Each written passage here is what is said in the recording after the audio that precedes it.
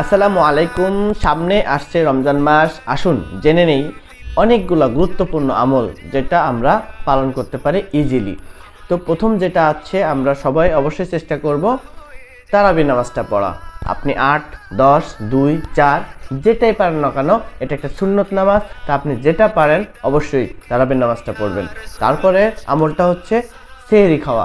অবশ্যই তারাবি নামাজ পড়ে আপনি যখন ঘুমাতে যাবেন এবং ঘুমানোর পরে সেহরিটা খাবেন, কারণ রাসূল সাল্লাল্লাহু আলাইহি ওয়াসাল্লাম বলেছেন সেহরি খাও, সেহরির মধ্যে বরকত রয়েছে। তারপরে কি আপনি রোজাটা রাখবেন।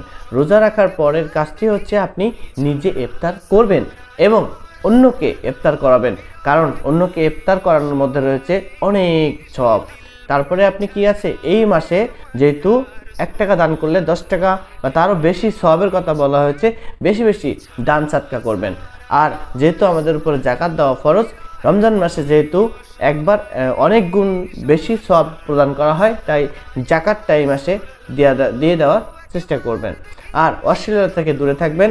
আর শেষ 10 দিনে আপনি বেশি বেশি ইবাদত করবেন, কারণ লাইলাতুল কদর রয়েছে এর মধ্যে।